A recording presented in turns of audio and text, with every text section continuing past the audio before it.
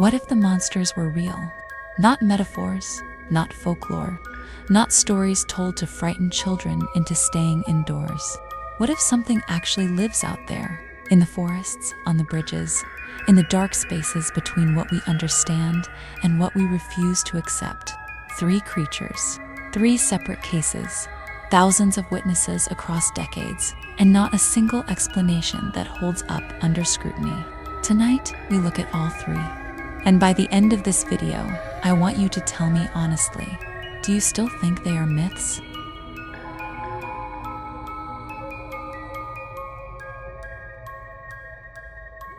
Welcome back to Into the Unknown.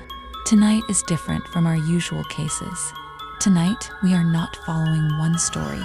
Tonight, we are following 3 creatures that have been reported by ordinary people: farmers, police officers, soldiers, scientists, pilots for decades. People with nothing to gain. People who knew exactly how they would sound. People who reported what they saw anyway, because what they saw left them no choice. I have spent a long time researching all 3 of these cases, and what I found is not what I expected to find. I expected folklore, exaggeration, mass hysteria. What I found instead was a pattern, consistent descriptions, consistent details reported independently by people who had never met and never communicated. That is not how myths work. That is how real things work. Let us start with the one everyone thinks they already know: Bigfoot, Sasquatch, the creature that has become so embedded in popular culture that most people cannot take it seriously anymore. That is exactly what I want to address first, because the ridicule is a relatively recent thing. Before the jokes, before the reality television shows, there were the reports, serious reports. From serious people, the earliest documented accounts come from indigenous communities across the continent who described a large bipedal creature living in remote, forested areas for centuries before any outside contact. These were not campfire stories. They were practical warnings, descriptions of something that existed in the same landscape they lived in and needed to be treated with respect and caution. The modern wave of sightings began in the late 1950s when a construction crew working in a remote forested area discovered enormous humanoid footprints around their equipment overnight. The prints were 16 inches long. The stride pattern indicated something walking upright, something heavy, something large enough to move equipment that required multiple men to shift. The workers reported it, a journalist covered it, and suddenly thousands of people who had seen something similar and said nothing came forward. Over 60 years of reports followed. What is remarkable about those reports is not the volume, it is the consistency. Witnesses who had never communicated with each other. Witnesses from completely different regions, separated by thousands of miles.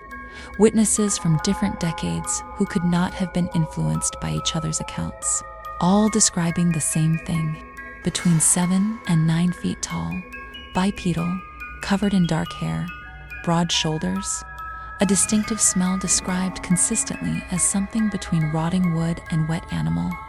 A sound, a long, low vocalization that witnesses describe as unlike anything they had heard before or since. One former Forest Service officer with 22 years of field experience reported an encounter in a remote area during a routine patrol. He described hearing the vocalization first, then seeing the creature emerge from the tree line approximately 40 meters away. He said it looked at him directly. He said it did not move in a way that suggested fear. He said it moved in a way that suggested assessment. He filed a report. His supervisor removed it from the official record. He kept a personal copy. He showed it to researchers 30 years later. He said, "I know what I saw. I know what it was not. It was not a bear. It was not a person in a suit. It was something that should not exist according to everything I had been taught. But it does exist. I have no doubt about that."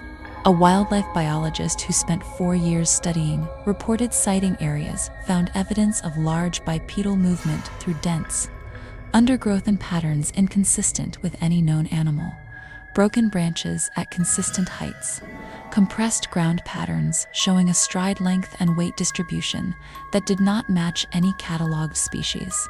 She submitted her findings to 3 separate academic journals. All 3 declined to publish without a physical specimen. She said in an interview, "Science requires evidence that fits within existing frameworks. What I found does not fit. That does not mean it does not exist. It means our frameworks need updating." The physical evidence that exists, hair samples, footprint casts, audio recordings of vocalizations, has been analyzed by multiple independent laboratories over the decades. Hair samples have returned results of unknown primate origin. Footprint casts show dermal ridges, consistent with a living biological foot, not a carved stamp or prosthetic. Audio recordings of vocalizations have been analyzed by acoustic experts who say the frequency range and complexity are beyond the capacity of any known animal and beyond the capacity of any known human vocal apparatus. That sentence has stayed with me for a long time. If Bigfoot is the creature everyone dismisses, the Mothman is the creature that genuinely frightens people. Because the Mothman does not just appear. The Mothman appears before disasters. The first wave of sightings occurred over a 13-month period beginning in November 1966.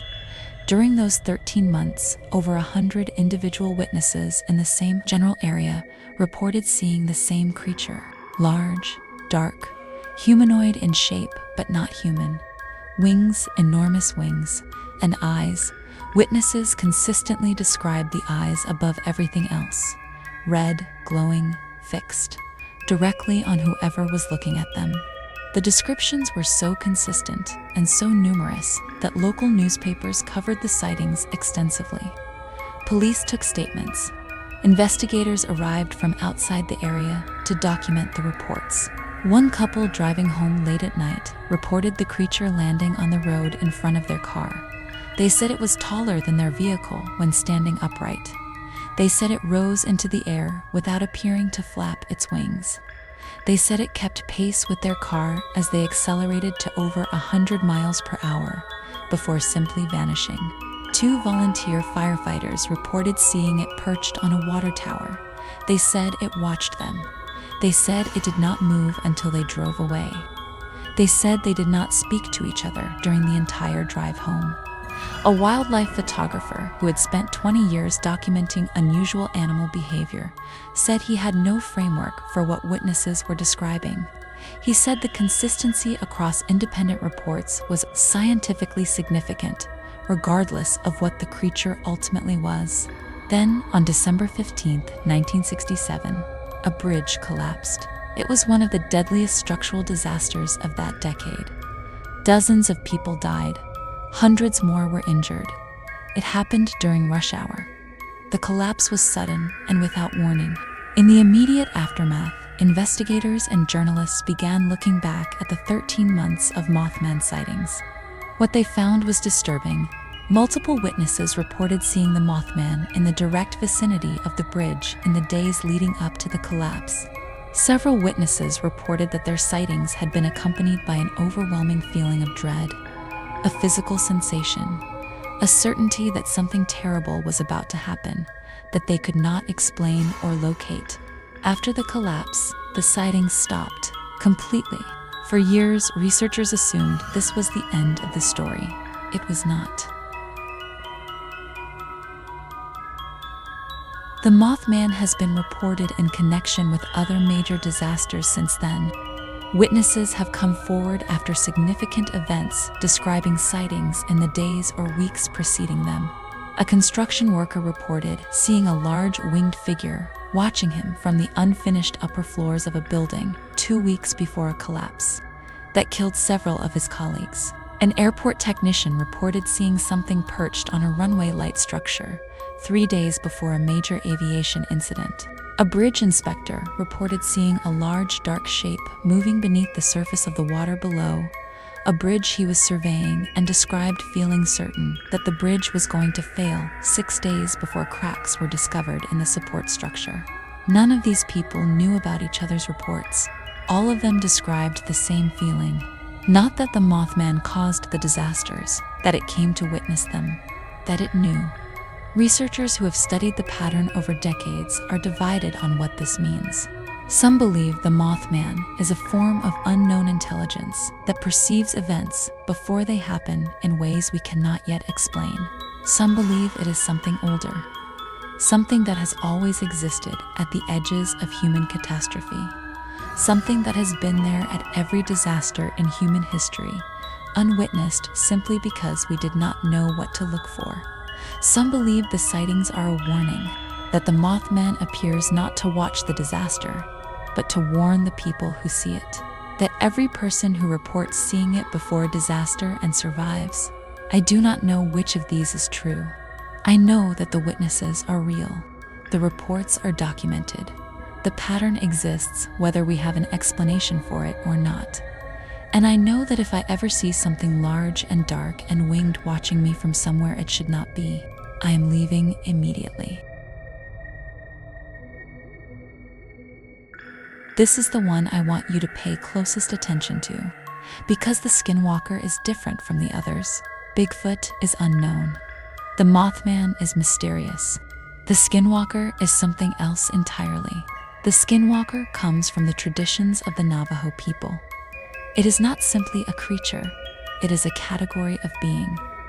A human who has acquired the ability to transform, to take the shape of animals, of other people, of things that exist in the space between human and not human.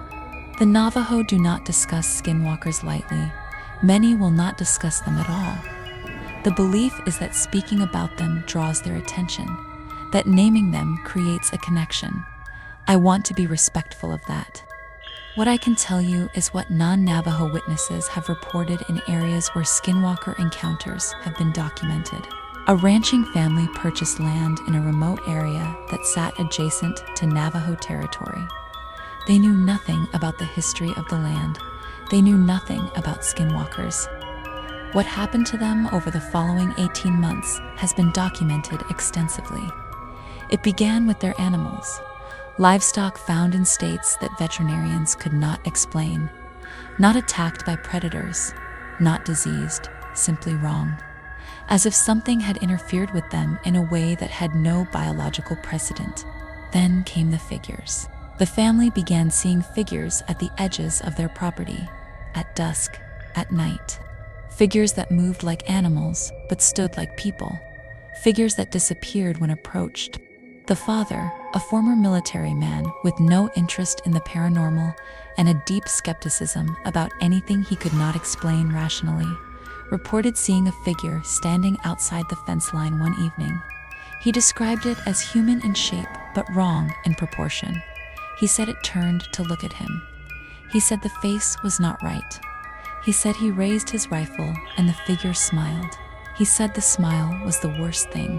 He lowered the rifle and went inside.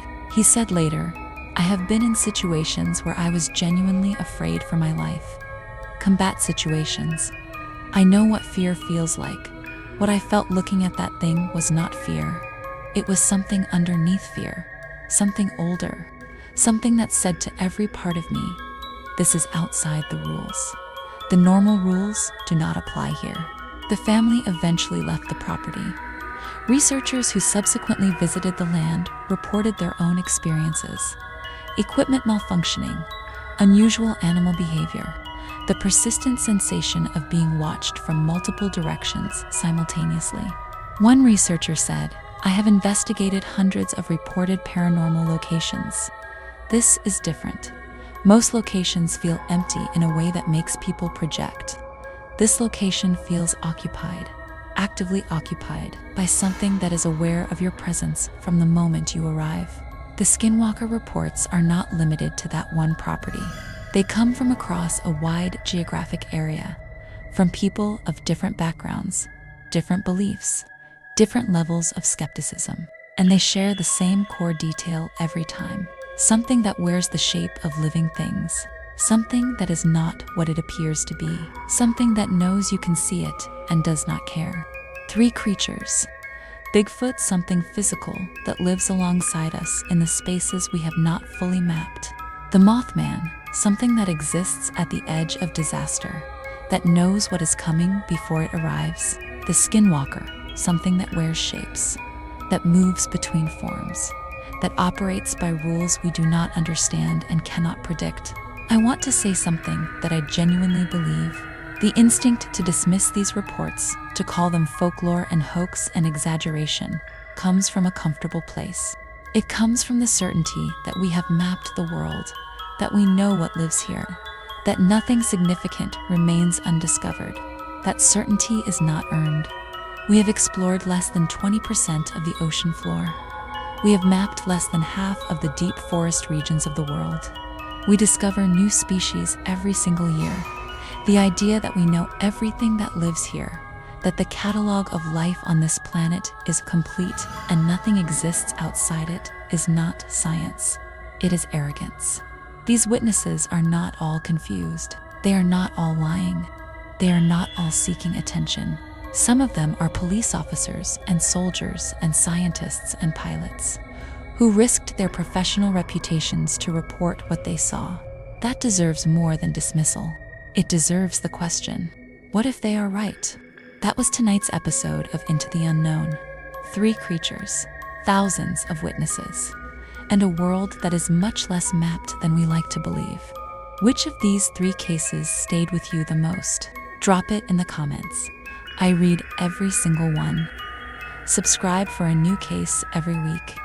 We are only just getting started, and the next time you are somewhere remote, somewhere dark, somewhere that feels slightly wrong in a way you cannot explain, pay attention to that feeling. The witnesses always say the same thing afterward. They knew something was there before they saw it.